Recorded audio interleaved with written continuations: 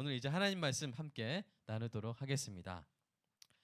창세기 14장입니다.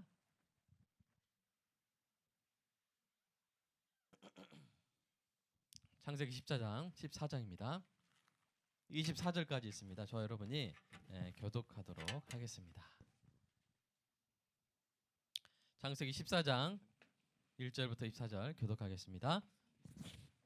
당시에 신할 왕 아므라벨과 엘라살 왕 아리옥과 엘람 왕 그돌라오멜과 고임 왕 디달이 소돔 왕 베라와 고모라 왕 비르사와 아드마 왕 시납과 수보임 왕 세메벨과 벨라 곧 소아론과 싸우니라. 이들이 다 시딤 골짜기 곧 지금의 여매에 모였더라. 이들이 12년 동안 그돌라오멜을 섬기다가 제13년에 배반한지라. 제14년에 그돌라오멜과 그와 함께한 왕들이 나와서 아스드롯 가르나임에서 르바 족속을, 함에서 수스 족속을, 샤웨 기라다임에서 엠 족속을 치고 호리 족속을 그 산 세일에서 쳐서 광야 근방 엘바란까지 이르렀으며 그들이 돌이켜 엠미스밭 곧 가데스에 이르러 아말렉 족속의 온 땅과 하사손 다말에 사는 아모리 족속을 친지라. 소돔 왕과 고모라 왕과 아드마 왕과 스보임 왕과 벨라 곧 소알 왕이 나와서 시딤 골짜기에서 그들과 전쟁을 하기 위하여 지내셨더니 엘람 왕 그돌라오멜과 고임 왕 디달과 신할 왕 아므라벨과 엘라살 왕 아리옥 네 왕이 곧 그 다섯 왕과 맞서니라. 시딤 골짜기에는 역청 구덩이가 많은지라 소돔 왕과 고모라 왕이 달아날 때 그들이 거기 빠지고 그 나머지는 산으로 도망하매 네 왕이 소돔과 고모라의 모든 재물과 양식을 빼앗아가고 소돔에 거주하는 아브라함의 조카 롯도 사로잡고 그 재물까지 노력하여 갔더라. 도망한 자가 와서 히브리 사람 아브라함에게 알리니 그때 아브라함이 아모리 족속 마므레의 상수리 숲을 근처에 거주하였더라. 마므레는 에스골의 형제여 또 아넬의 형제라. 이들은 아브라함과 동맹한 사람들이더라. 아브라함이 그의 조카가 사로잡혔음을 듣고 집에 길리고 훈련된 자 318명을 거느리고 단까지 쫓아가서 그와 그의 가신들이 나뉘어 밤에 그들을 쳐부수고 다메섹 왼편 호박까지 쫓아가 모든 빼앗겼던 재물과 자기의 조카 롯과 그의 재물과 또 부녀와 친척을 다 찾아왔더라. 아브라함이 그돌라오멜과 그와 함께한 왕들을 쳐부수고 돌아올 때 소돔 왕이 사회 골짜기 곧 왕의 골짜기로 나와 그를 영접하였고 살렘 왕 멜기세덱이 떡과 포도주를 가지고 나왔으니 그는 지극히 높으신 하나님의 제사장이었더라. 그가 아브라함에게 축복하여 이르되 천지의 주제이시오 지극히 높으신 하나님이여 아브라함에게 복을 주옵소서. 너희 대적을 내 손에 붙이신 지극히 높으신 하나님을 찬송할지로다 하매 아브라함이 그 얻은 것의 10분의 1을 멜기세덱에게 주었더라. 소돔 왕이 아브라함에게 이르되 사람은 내게 보내고 물품은 내가 가지라.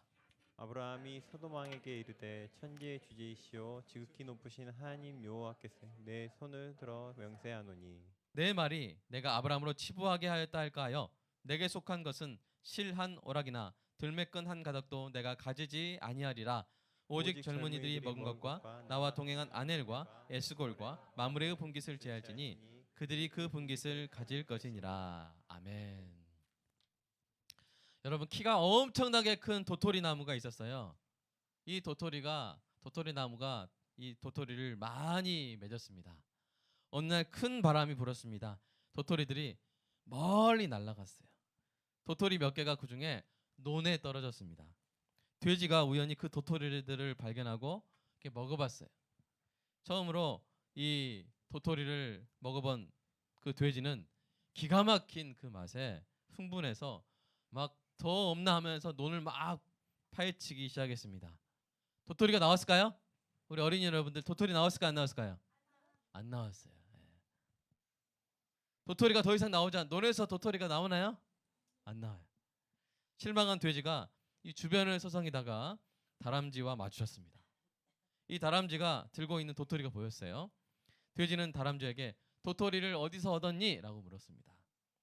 다람쥐는 키가 엄청 큰 도토리 나무를 가리켰습니다. 그때부터 돼지는 도토리가 먹고 싶을 때는 논에서 막 서성이는 것이 아니라 도토리 나무 그 밑에서 기다렸다는 그런 제가 만든 이야기입니다. 혹시 그 도토리 나무 아래서 서성이고 있는 그런 돼지가 있다면 제 안부를 좀 전해주시기 바랍니다. 여러분 도토리는 어디서 나옵니까? 논에서 나와요? 도토리 나무에서 나와요? 도토리 나무에서 나와요. 근데 돼지는 이렇게 고개를 잘 못 든다 그러죠? 네, 고개를 잘 못 들어요. 돼지 고개 확 들고 있는 돼지 본 적 있으면 학계에 보고하시기 바랍니다. 이 돼지가 고개를 잘 못 든다 그래요. 근데 이제 그러니까 이게 처음으로 도토리를 봤을 때 도토리가 논에 있었으니까 이 도토리가 논에서 나는 줄 알고 그냥 거기만 막 파헤치는 거예요. 여러분 복이 어디서 나옵니까? 복은 하나님으로부터 나오는 줄로 믿습니다. 근데 이제 우리 사람들이 어떤 여기서 이 사람에게서 내가 뭐 은혜를 입고 복을 얻었다고 얻은 경험이 있으면 자꾸 그 사람에게 막 이렇게 그 사람 파헤치고 또 도토리 안 나오나 이렇게 그런 경우가 있습니다. 저와 여러분은 복의 근원, 오늘 찬송가 1장처럼 만복의 근원이신 하나님을 바라보는 은혜가 있기를 소망합니다. 여러분 또 승리는 누구에게서 나옵니까? 승리는 누구에게서 나올까요? 여러분 이 성경에서 가장 많은 승리를 경험했던 사람이 누구예요? 다윗이죠. 다윗이에요. 우리 다윗이 이렇게 고백했어요. 읽어볼까요? 시작. 여호와여 위대하심과 권능과 영광과 승리와 위엄이 다 주께 속하였사오니 천지에 있는 것이 다 주의 것이로소이다. 여호와여 주권도 주께 속하였사오니 주는 높으사 만물의 머리이심이니이다. 다윗이 주는 높으신 분입니다. 만물의 머리이십니다. 지극히 높으신 분이다. 이렇게 하면서 뭐가 다 주께 속해 있다고요? 위대하심, 권능, 영광, 승리, 위엄, 주권 다 주께 속해 있다고 이 다윗이 고백을 한 겁니다. 여러분 그러므로 승리가 하나님께로부터 오는 줄로 믿습니다. 그런데 이것을 모르는 사람들이 이 도토리를 잡기 위해서 막 논을 파헤치는 그런 돼지의 헛수고를 따라하며 인생을 허비할 수가 있어요. 사랑하는 여러분, 복의 근원, 승리의 근원은 오직 하나님이신 줄로 믿으시기 바랍니다. 오늘 말씀을 통해 하나님이 어떤 분이신 줄 알고 그 하나님께로부터 충만한 은혜를 받아 누리게 되시기를 주님의 이름으로 축복합니다. 오늘 본문에서 우리는 지극히 높으신 하나님이라는 표현을 만나요. 몇 번 나옵니까? 4번 나옵니다. 이 지극히 높으신 하나님이란 말이 그 히브리어 원어가 뭐예요? 엘리온. 엘이 하나님이고 엘리온은 바로 지극히 높다는 뜻이에요. 그러니까 지극히 높으신 하나님이란 말이 4번이나 등장합니다. 성경에 이 말이 처음으로 등장하는 거예요. 근데 성경에 처음으로 등장하는 이 하나님의 이름의 등장 배경이 되는 사건을 우리가 먼저 살펴보겠습니다. 아무래도 관계가 있겠죠? 여러분, 아브라함은 이때 헤브론에 있었고요. 아브라함이 아들처럼 아끼던 조카 롯은 소돔 땅에 있었어요. 그러니까 여러분 미리 지도를 좀 보여드릴까요? 미리 지도를 좀 한번 보겠습니다. 너무 작군요. 멀리서 보시기에. 저기 밑에 보면 좀 한번 한글 지도도 한번 볼까요? 그렇죠. 여기 보시면 시팅 골짜기라고 영어로 돼 있어가지고 저기 위에 헤브론이라고 영어로 헤브론 마무레 돼 있죠? 거기서 밑에 보면 시팅 골짜기가 있어요. 그죠? 밸리 오브 시팀 있죠? 거기 그 정도 그렇게 서로 이렇게 나눠져서 이따 한글 지도도 보여드리겠습니다. 그렇게 나눠져서 살고 있는데 그때 성경이 오늘 이 창세기 1장 14장 1절에서 뭐라고 소개합니까? 그때 아므라벨이 신할 곧 바벨로니아 왕으로 있었던 거예요. 그러니까 신할 왕 아브라함이라 하죠. 근데 신할이 뭐냐면 바벨론이에요. 이 신할과 그 주변 지역은 지금으로 치면 여러분 이라크 동남부 지역이라고 생각하시면 됩니다. 이라크 아시죠? 동남부 지역입니다. 이 신할 땅은요. 창세기 11장에서 이미 등장했어요. 어떤 땅으로 등장했습니까? 건축 부지로 등장했어요. 건축 부지. 여기서 초고층 빌딩 한번 올라간 적 있는데 그 빌딩 이름이 뭐예요? 바벨탑. 그때 초고층 빌딩 왜 좋아하는지 모르겠어요. 어쨌든 이 바벨탑을 거기다 쌓았어요. 그 지역. 왜 쌓았어요? 자신들의 이름을 지극히 높이기 위해서 쌓았던. 그러나 하나님께서 파하셨죠. 그런 교만한 일들이 있었던 그 땅, 그 신할 땅 왕이 이제 14장 1절에 등장합니다. 이게 좀 의미심장해요. 왜냐하면 그 뒤로부터는 계속 맨 처음에 등장하는 것이 이제 엘라만 그돌라오멜이거든요. 근데 의도적으로 첫 번째 신할 땅에 대해서 이야기를 한 거예요. 예전에 그 먼 곳에서 그 염해 남단 아까 십딘 골짜기까지 네 왕과 그들의 군대가 쳐들어왔었어요. 그래서 그들이 시딤 골짜기 근처에 있었던 소돔, 고모라, 아드마, 스보임, 소알 이 5나라를 정복했어요. 그래서 그들이 그 5나라가 이 바벨론 도시들의 맹주 아까 그 4나라 있죠? 바벨론 4나라 그 중에서 맹주가 누구냐면 그돌라오멜이에요. 그 그돌라오멜을 12년 동안 섬기게 된 겁니다. 그러다가 13년째 되던 해에 그들이 반란을 일으켰어요. 그리고 1년 후에 14년째 되는 해에 이제 그돌라오멜 동맹군이 소돔 연합군을 향해서 진격하기 시작합니다. 자, 우리 한글 지도 한번 볼까요? 한글 지도를 보면 우리 한글 지도를 한글로 된 또 지도가 있어요. 이거를 축소를 하고 한글 지도를 이제 보시면 이것도 좀 확대를 하면요. 이렇게 보시면 이제 여러분 오른쪽에 여러분 보시기에 오른쪽에 약간 연두색 실선 있죠? 이게 뭐냐면 바로 바벨론 동맹군의 진격로입니다. 바벨론 동맹군이 이렇게 쳐들어오는 거예요. 멀리서 쳐들어오는 거죠. 그러면서 그들이 막 그 중간에 그 있는 땅들이 사람이 안 사는 땅이 아니에요. 다 사람이 살고 있어요. 근데 그 사람들 다 피해가지고 온 게 아니라 그냥 예를 들어서 대문 깨고 막 들어오는 그 강도들처럼 그냥 하나하나씩 다 그냥 다 정벌하면서 딱 가고 있는데 살고 있어요. 쳐버리고 앞에 또 나와요. 쳐버리고 하면서 이렇게 하나하나씩 다 물리치면서 이렇게 다 내려오는 것을 우리가 볼 수가 있습니다. 그래서 이 오늘 성경 우리 보시면 북에서 내려오면서 르바 족속을 치고요, 수수 족속을 치고요, 엠 족속을 치고요, 호리 족속을 치면서 계속 내려오고 그래서 어디까지 내려가요? 잠깐 올려주시면 다시 내려주시면 여기 보면 어디까지 내려가요? 엘바란까지 내려가는데 이 엘바란은 이 아카바만이라는 그런 곳까지 쫙 내려간 거예요. 여러분 지금 소돔과 고모라는 어디 있어요? 다시 지도를 보시면 저 위에 있죠. 지금 어디 치러 온 거예요? 소돔과 고모라 치러 왔는데 어디까지 내려갔어요? 저 밑에까지 내려갔어요. 이게 엘바란에서 가데스까지 그러니까 다시 저기 가데스로 올라가잖아요. 그러니까 130km예요. 그러니까 상당히 많이 내려온 거예요. 이렇게 내려오고 내려와가지고 또 아말렉 족속 치고 아모리 족속 치고 이제 시딤 골짜기로 들어온 거예요. 여러분 이 과정을 보면요, 이 그돌라오멜이라는 이 왕이 보통 왕이 아니라는 걸 알 수가 있어요. 전쟁에 능한 왕이에요. 자, 3가지 점에서 그런데요. 첫 번째, 그는 아주 먼 거리를 진격하면서 성급하게 소돔 지역으로 바로 쳐들어가지 않았어요.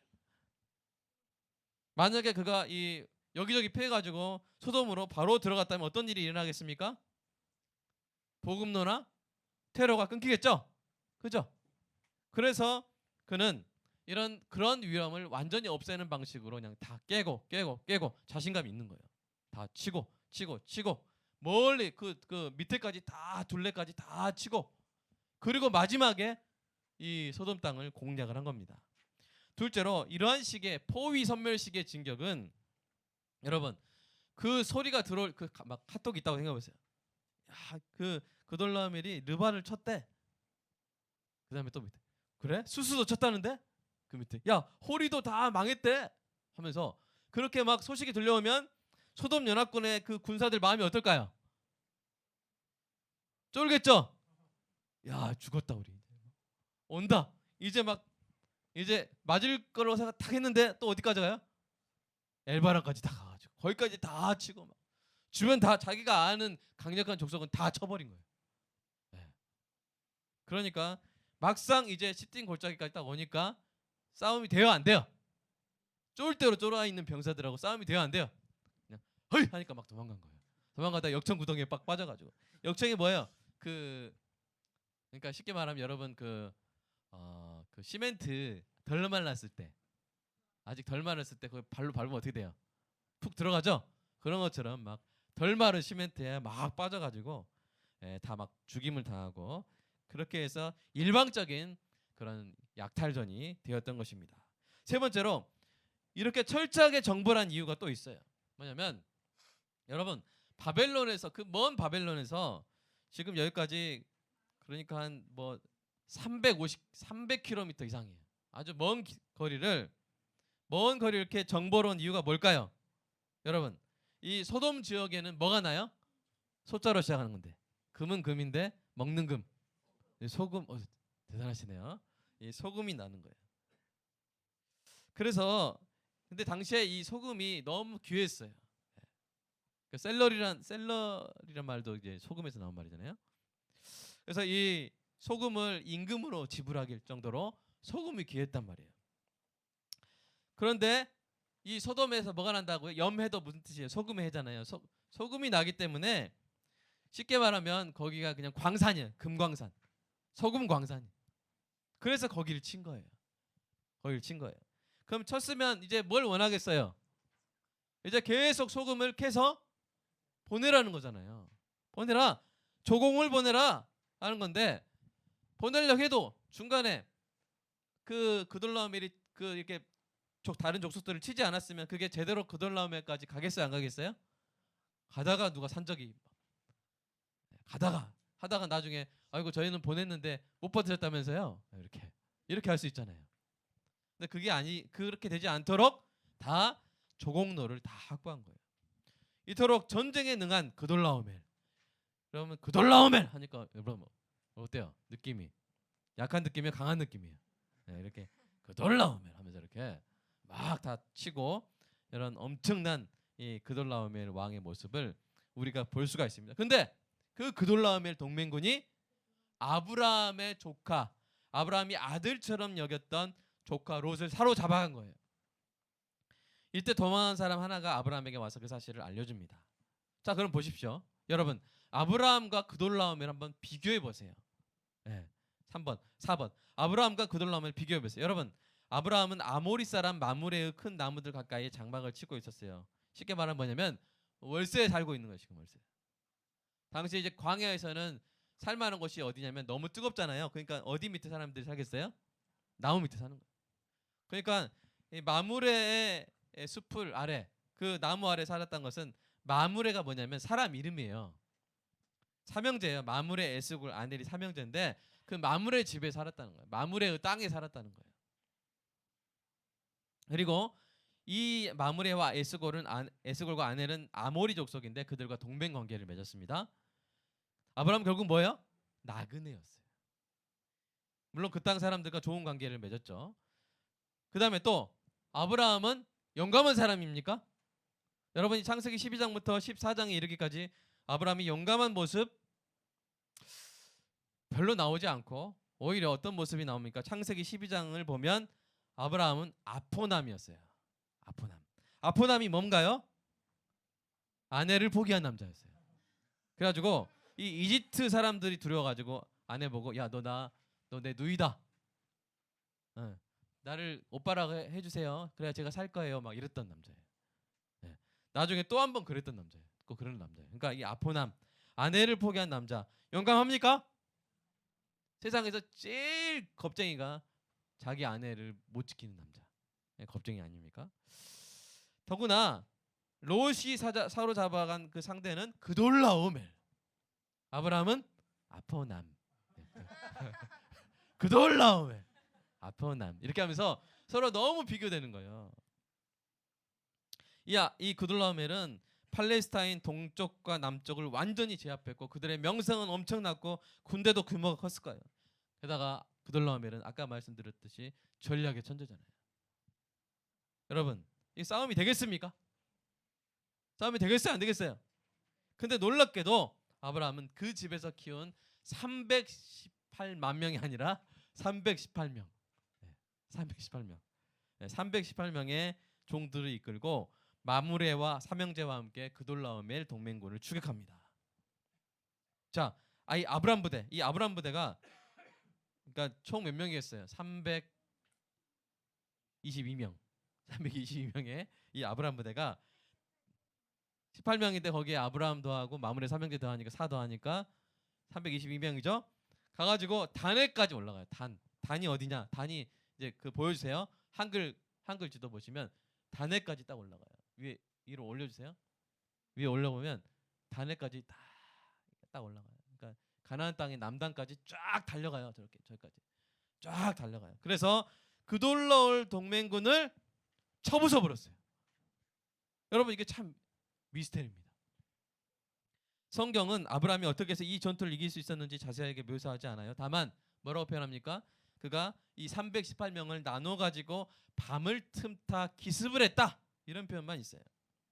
아마 추측하기로 그것은 아마 기드온의 300용사의 전투와 아마 비슷한 양상이었을 것입니다. 여러분 차사기 7장을 보시면요. 기드온과 300용사가 밤중에 미디안 진영을 급습하는 내용이 나와요. 어떤 사람은 그 60만 명이었다 그래요. 미디안 군대가. 그때 하나님께서 미디안 진영에 뭘 심어주시냐면 두려움을 심어주시는 거예요. 두려워하는 거예요. 그래가지고 두려워하고 있는데 근데 기드온의 300용사가 밤에 세 부대로 100명씩 나눴을까요? 세 부대로 나눠가지고 횃불과 나팔을 들고 수십만이나 되는 그들을 딱 기습했을 때 어떤 일이 일어납니까? 미디안 병사들이 서로 죽이는 거예요. 밤에 어둡고 많으니까 엄청난 대군이 몰려온 것으로 60만이나 되는 자기들한테 밤에 기습을 해버리니까 그러면 300명이 쳐들어왔다고 생각했어요? 300만 명이 쳐들어왔다고 생각했어요? 300만 명 정도 되니까 우리 쳐들어오겠지 하면서 막 하는데 막 서로 잘 안 보이니까 이게 연합군이었다 그러거든요. 미디안 연합군이니까 서로 잘 모르고 이런 사람들이니까 보니까 막 서로 싸우고 서로 죽이고 그래서 자멸한 거예요. 자, 어쨌든 오늘 이 아브라함 전투를 보면 중요한 것은 뭐예요? 제가 아까 분석했듯이 승산이 있어요, 없어요? 손자병법을 보시면 손자병법에서 승산을 따지는 게 정말 중요시돼요. 손자병법 한번 보세요. 승산이 있으면 싸우지 말라는 거예요. 손자의 가르침. 근데 지금 여기는 승산이 없어요. 이길 수 있는 가능성이 없어요. 모든 면에서 다 뒤떨어지잖아요. 군대의 규모, 전쟁 경험, 군사들의 훈련도, 지휘관의 역량 다 떨어지는데 그럼에도 불구하고 아브라함이 이겼습니다. 이렇게 아브라함이 이긴 것은 오직 하나님께서 함께 하셨기 때문인 줄로 믿습니다. 우리 신명기 20장 1절 한번 읽어볼까요? 시작. 내가 나가서 적군과 싸우려 할 때에 말과 병거와 백성이 너보다 많음을 볼지라도 그들을 두려워하지 말라. 애굽 땅에서 너를 인도하여 내신 내 하나님 여호와께서 너와 함께 하시느니라. 하나님이 이렇게 나중에 말씀하세요. 그러니까 많음 이런 거 중요하지 않다는 거예요.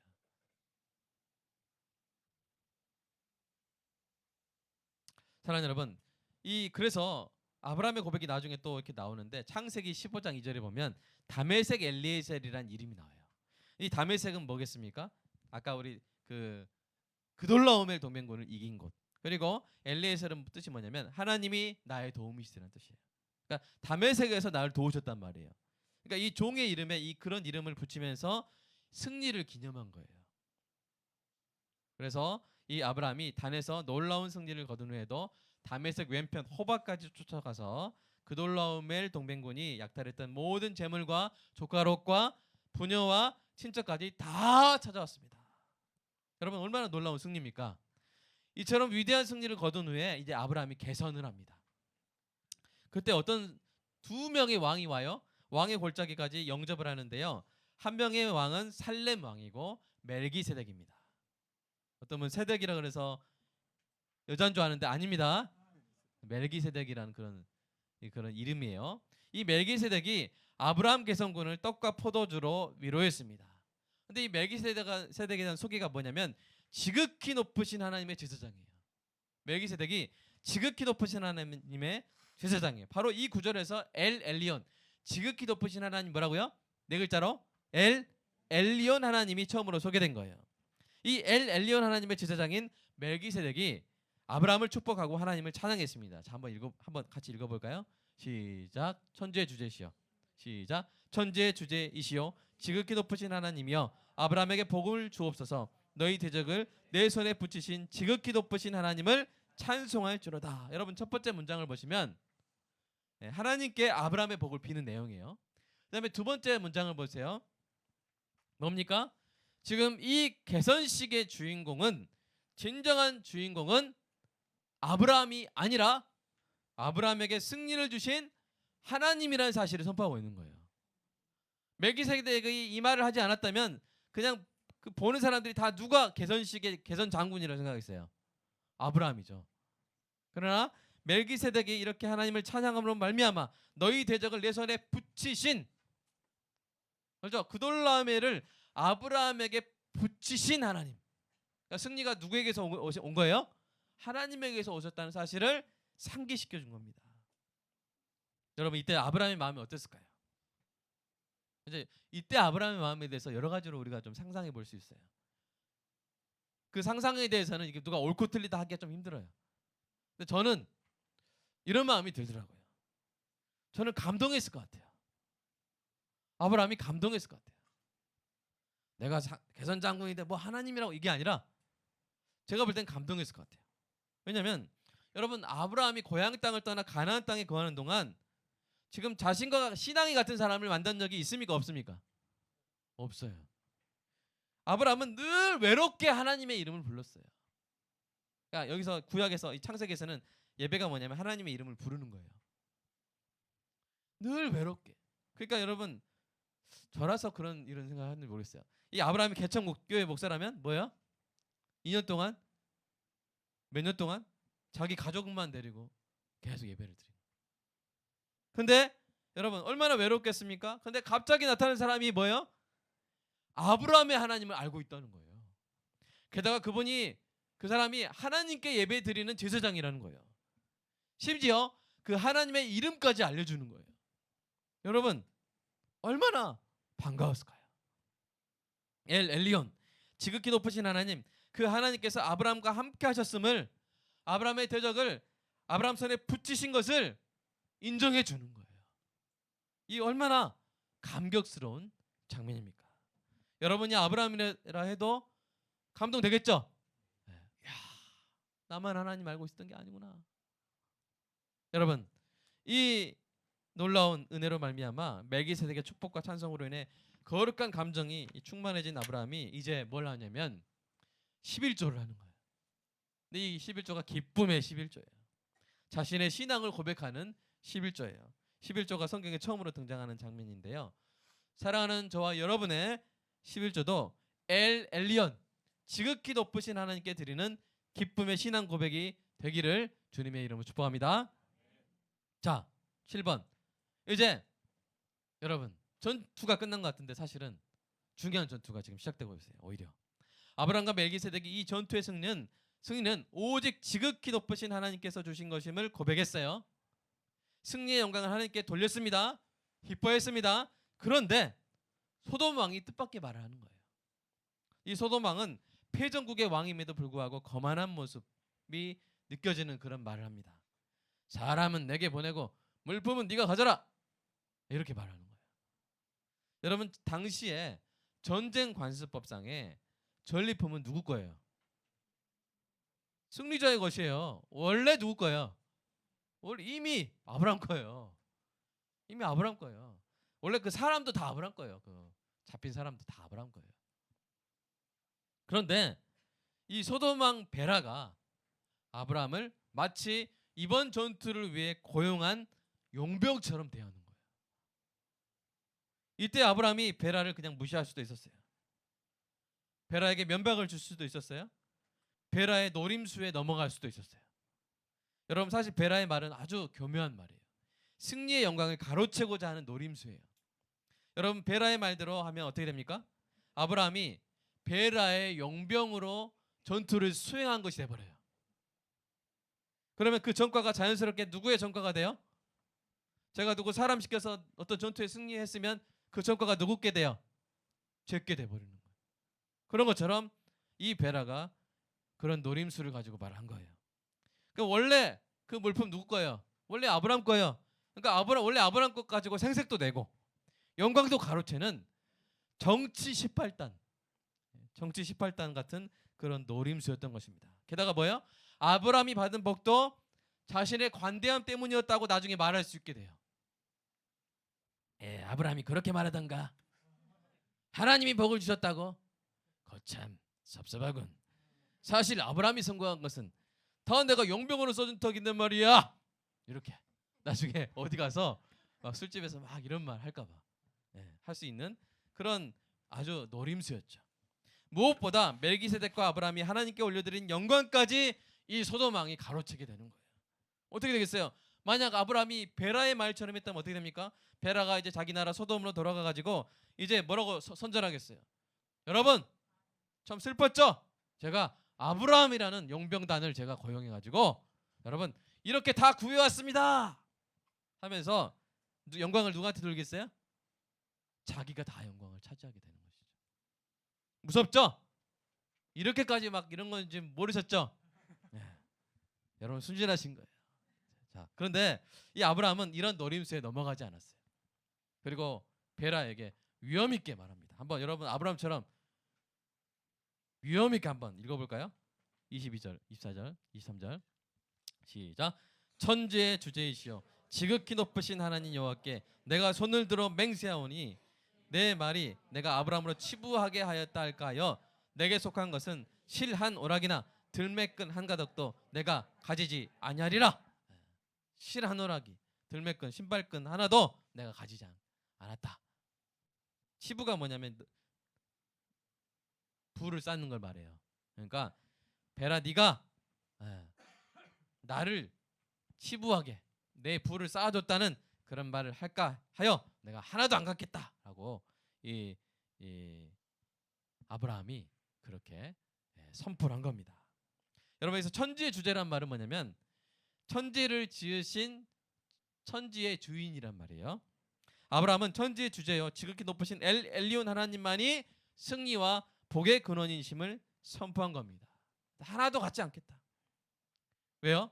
엘 엘리온 하나님을 증언하는데 하시라도 걸림돌이 될 만한 것은 어떤 것도 남겨두길 원치 않은 것입니다. 다만 이번 전투에 목숨을 건 종들과 마물의 형제들의 이 분깃은 그들이 취할 수 있도록 해줍니다. 여러분, 저 여러분에게 이런 믿음이 있기를 간절히 소망합니다. 이러한 믿음을 시편 기자는 다음과 같이 노래했어요. 한번 읽어볼까요? 시작. 왕들을 의지하지 말고 사람의 자손들을 의지하지 마십시오. 그 숨이 떠나가면 땅으로 돌아가고 바로 그날에 그들의 계획은 사라집니다. 야곱의 하나님을 도움으로 삼고 그 하나님 여호와를 바라는 사람은 복이 있습니다. 하늘과 땅과 바다와 그 안에 있는 모든 것을 지으신 분, 그분은 진리를 영원히 지키십니다. 아멘. 여러분, 사람을 의지하지 마시고 하나님을 의지하시기를 주님의 이름으로 축복합니다. 아브라함이 사람을 의지했다면 이처럼 무모한 전쟁을 시작하지도 못했을 거예요. 어쩌면 아브라함의 진정한 영적 승리는요, 그돌라오멜 동맹군을 친 단에서보다 엘 엘리온 하나님께만 영광을 올려드린 왕의 골짜기에서 더욱더 빛나는 것 같습니다. 지금 아브라함이 두 번의 전투를 한 거예요. 단에서 그돌라오멜을 친 전투. 이거는 어떤 이 칼과 피로 싸운 전투라면 이제 왕의 골짜기에서 소돔 왕과 싸운 전투가 바로 영적 전투예요. 이 영적 전투에서 아브라함이 승리했습니다. 여러분의 삶 가운데서도 분명히 왕의 골짜기 전투가 있어요. 어떤 하나님이 놀라운 일을 이루셨어요. 합격시켜 주셨어요. 직장에 취직됐어요. 놀라운 성과를 이루었어요. 그게 단에서의 전투예요. 하나님이 도와주셔서 됐어요. 그 다음에 거기로 끝나는 게 아니에요. 무슨 전투가 남았어요? 왕의 골짜기 전투가 남아있어요. 어떻게 이루어져요? 딱 와요. 야, 과장님 역시 최고. 과장님 정말 과장님이기 때문에 그 이번 프로젝트는 잘 돼가지고 된 거야. 우리 과장님 최고 할 때 여러분 어떻게 해야 돼요 그때?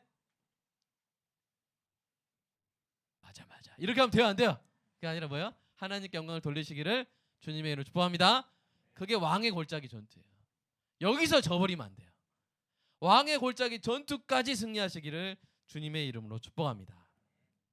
여덟 번째, 엘 엘리온 하나님에서 제가 이 시간 마지막으로 한번 정리해 보도록 하겠습니다. 첫 번째, 하나님 어떤 분이냐면요, 읽어볼까요? 시작. 지극히 높으신 만왕의 왕, 승리와 복의 주관자이신 하나님이신 줄로 믿으시기 바랍니다. 하나님이 만왕의 왕이에요. 오늘 본문에 10명의 왕들이 막 왔다 갔다 했죠. 그죠? 바벨론 왕 4왕, 소돔 고모라 왕 5왕, 그다음에 살렘 왕까지 10명의 왕들이 왔다 갔다 했지만 진정 만왕의 왕은 오직 한 분, 엘 엘리온 하나님이신 줄로 믿습니다. 두 번째, 이 엘 엘리온 하나님 어떤 분이냐면 읽어보겠습니다. 시작. 사람의 나라를 다스리시고 인사권을 행사하시며 교만한 자를 치시는 하나님이에요. 네. 교만한 자를 치시는 하나님이에요. 우리 다니엘서 4장 한번 읽어보겠습니다. 시작. 나 왕이 말하여 이르되 이 큰 바벨론은 내가 능력과 권세로 건설하여 나의 도성으로 삼고 이것으로 내 위엄의 영광을 나타내는 것이 아니냐 하였더니 이 말이 아직도 나 왕의 이름에 있을 때 하늘에서 소리가 내려 느부갓네살 왕아 내가 내게 말하노니 나라의 왕위가 내게서 떠났느니라. 내가 사람에게서 쫓겨나서 들짐승과 함께 살면서 소처럼 풀을 먹을 것이요 이와 같이 7대를 지내서 지극히 높으신 이가 사람의 나라를 다스리시며 자기 뜻대로 그것을 누구에게든지 주시는 줄을 알기까지 이르리라 하더라.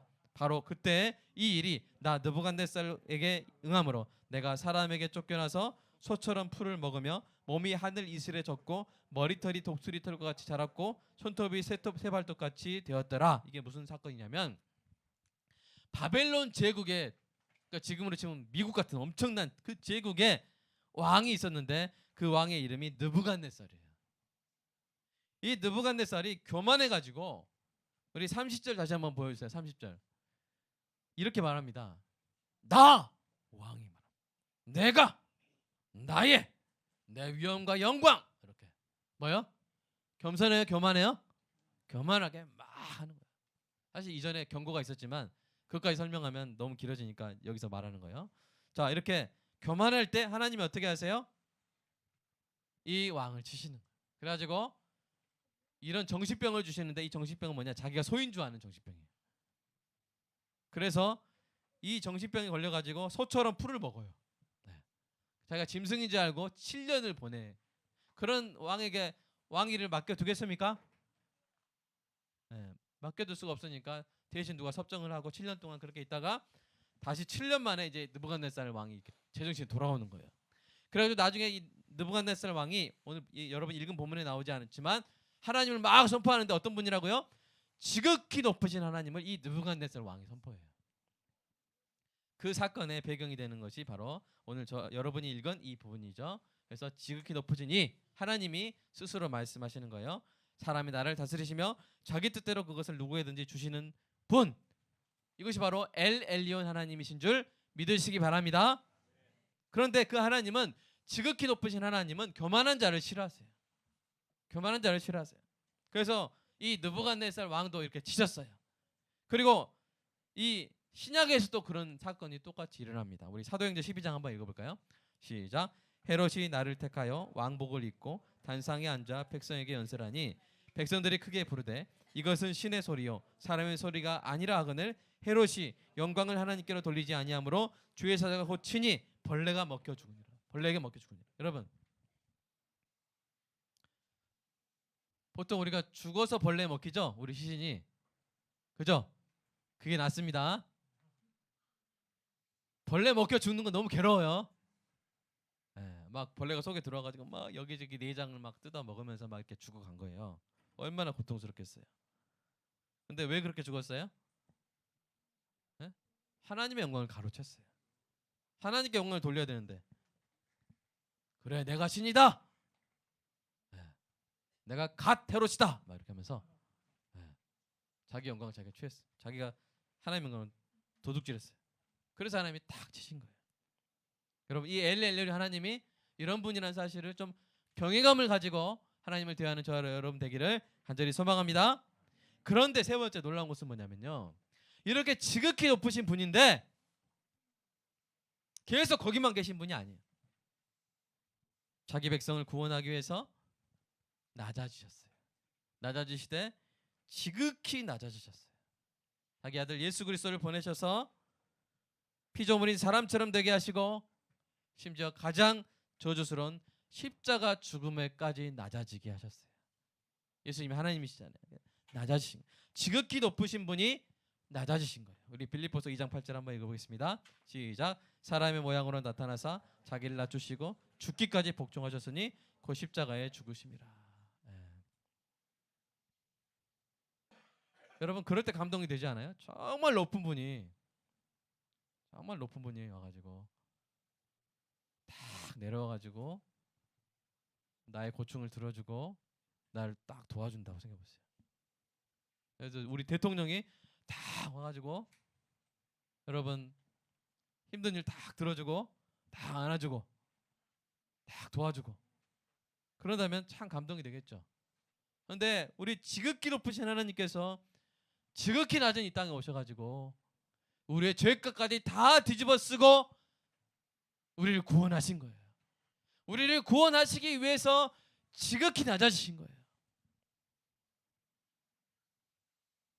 저와 여러분을 위해서 그렇게 하신 줄로 믿습니다. 이러므로 하나님께서 어떻게 하세요? 다시 예수님을 지극히 높여서 모든 이름 위에 뛰어난 이름을 주신 줄로 믿습니다. 제가 예수님을 참 좋아하는데 너무 사랑하는데 여러 이유가 있는데 그 중에 하나가 뭐냐면요. 예수님 정말 독특하신 분이에요. 예수님 정말 독특하신 분이에요. 뭐냐면요. 예수님은요. 친밀한 친구가 되어주신 지엄한 왕이세요. 그러니까 친구는 편하잖아요. 왕은 편해요, 불편해요? 지엄한 왕이 편해요, 불편해요? 불편해요. 근데 왕이신데 친밀하세요. 지극히 높으신데 이 땅에 오셨어요. 이스라엘 한번 가보세요. 참 감동. 그냥 걷는 게 자체 감동이에요. 이 땅에 하나님이 걸으셨다니. 이 땅에서 하나님이 걸으셨다니. 내가 그 땅을 함께 걸을 수 있다니. 지극히 높으신 하나님이 우리를 구원하시기 위해서 이 땅에 오신 거예요. 누구보다 겸손하신 지극히 높으신 분이에요. 나를 위해서 어린 양처럼 죽으신 사자와 같은 담대한 왕이십니다. 이 예수님을 통해서 비로소 지극히 높으신 하나님의 지극히 높으신 지혜와 사랑을 깨닫게 된 줄로 믿습니다. 여러분, 우리가 믿는 하나님, 우리가 섬기는 왕은 엘 엘리온 하나님입니다. 그럼 우리는 어떤 사람들이에요? 9번 엘 엘리온 백성들이 된 거예요. 저 여러분은 엘 엘리온 백성들이 됐습니다. 한번 옆에 자기소개 한번 해볼까요? 제가 바로 엘 엘리온 백성입니다. 시작. 우리가 엘 엘리온 백성들이 된 거예요. 이 예수님을 믿음으로 저와 여러분이 엘 엘리온 백성들이 된 줄로 믿습니다. 그러면 어떻게 살아야 될까요? 두 가지만 한번 제가 이야기하고 마치겠습니다. 엘 엘리온 백성들은요, 바라보는 게 달라야 돼요. 시선이 달라야 돼요. 이 땅의 왕들을 투시해서 꿰뚫어서 승리와 복의 근원인 만왕의 왕을 바라보는 엘 엘리온 백성이 되시기를 주님의 이름으로 축복합니다. 어느 날 스코틀랜드 위대한 종교개혁자인 존 낙스가 개신교를 받게 하는 스코틀랜드 여왕을 대면하는 것이 두렵지 않느냐는 이 질문에 이렇게 대답했어요. 내가 방금 4시간을 하나님과 함께 있었는데 내가 어떻게 세상 군주 한 사람을 두려워하겠느냐, 이렇게 이야기했어요. 사랑하는 여러분, 여러분 위나 여러분 앞에서 나대는 왕들이 있습니까? 직장 상사, 윗사람, 권력자, 여러분의 소중한 것을 빼앗는 그 놀라움에 돈으로 유혹하는 소도망이 있습니까? 야, 너 내 줄 잘 서 너, 내 라인에 서지 않으면 너 미래 없어. 너 내 말 들어. 빨리 우리 집 가서 저기 장 보고 설거지하고 청소해. 나한테 잘 보이면 너 탄탄대로야. 이렇게. 여러분의 인생을 주관하는 왕인 것처럼 여러분 위해서 막 권력을 휘두르는 그런 왕들이 있을 때 여러분 쫄지 마시기 바랍니다. 넘어가지 마시기 바랍니다. 그들은 허수아비예요. 허수아비.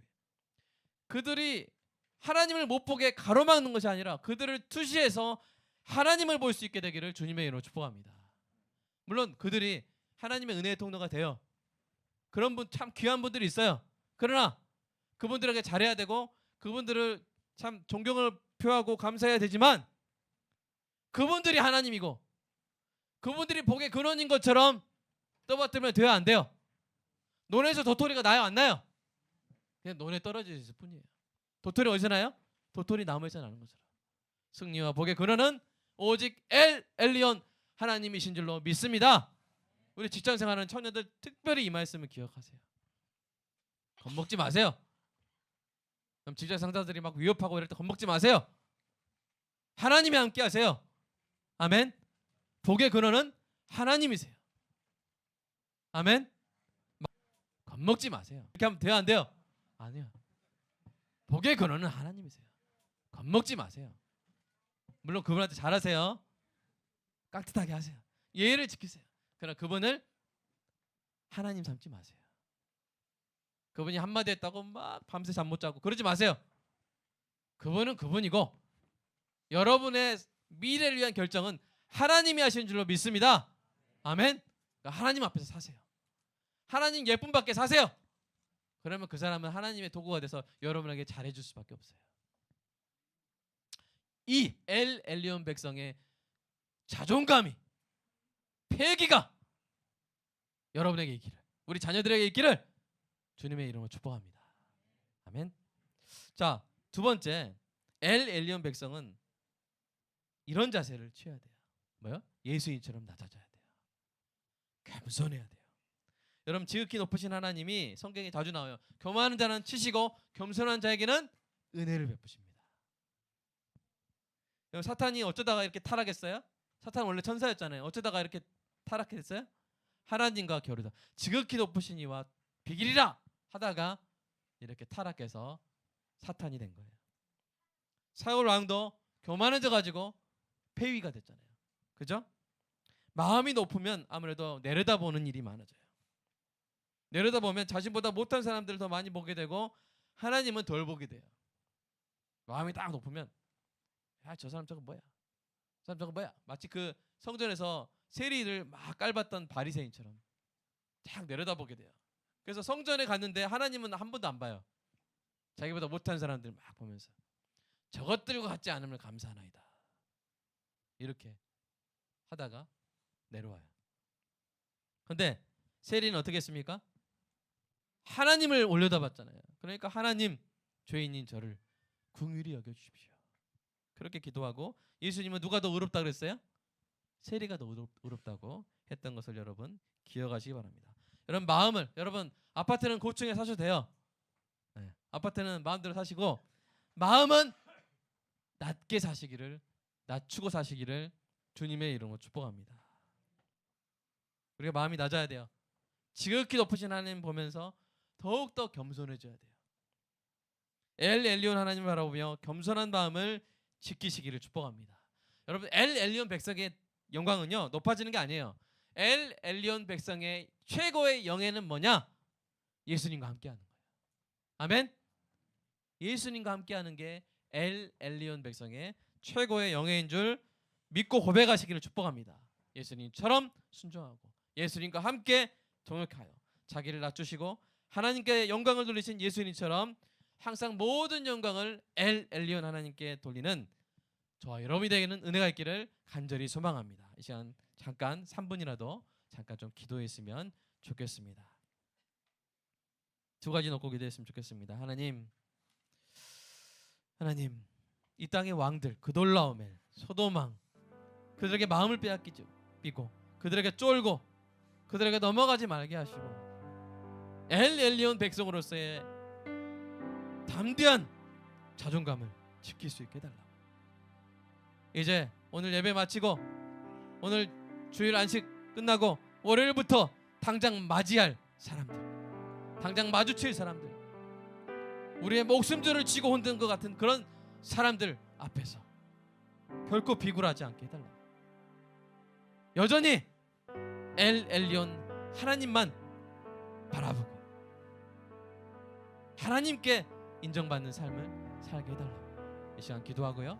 그런 가운데 여전히 겸손한 태도로, 겸손한 마음으로 예수님처럼 겸손하게 살 수 있는 은혜가 있게 달라고 이 시간 기도하겠습니다. 사랑의 아버지 하나님 감사합니다. 엘리온 하나님에 대해서 배웠습니다. 하나님 지극히 높으신 분입니다. 복과 승리가 하나님에게서 나는 줄로 믿습니다. 이 땅의 많은 왕들이 내가 바로 만복의 근원이라고, 내가 너의 운명을 주관할 수 있다고 그렇게 허세를 부리며 우리를 두렵게 하고 불안하게 한다 할지라도 하나님 그런 말들에 넘어가지 말게 하시고 오직 지극히 높으신 만왕의 왕께 그 영광을 돌리며 그분께 사랑받는, 그분의 인정을 받는 것이 우리 인생의 운명을 좌우하고 우리의 사역과 승리를 좌우한다는 사실을 잊지 않는 주님 은혜가 있게 하여 주시옵소서. 또한 그 하나님 앞에서 항상 겸손하게 하여 주시옵소서. 오늘 우리의 마음을 조금 더 낮춰주시옵소서. 우리의 마음이 한껏 높아져 있습니까? 우리의 마음을 낮춰주시옵소서. 우리의 마음이 계속 높으면 하나님이 우리에게 레슨을 주셔야 되는데, 겸손의 훈련을 주셔야 되는데 그 과정이 너무 괴롭고 힘들 수 있습니다. 우리 귀한 빛골과 함께 성도들의 그 엘리언 백성들의 그 마음은 그렇게 지시기 전에 낮아져서 하나님 겸손한 마음으로 영광스럽게 예수님과 함께하는, 예수님의 성품, 예수님의 사역과 함께하는 존귀한 엘리언 백성들이 주님 다 되게 하여 주시옵소서. 나의 마음을 지켜주시옵소서. 겸손하게 유지할 수 있도록, 낮은 위치를 지킬 수 있도록 하나님 나의 마음을 지켜 보호하여 주시옵소서. 하나님 감사합니다. 나를 위해 지극히 높으신 하나님께서 지극히 낮아지신 그 놀라운 사랑 하나님 감사합니다.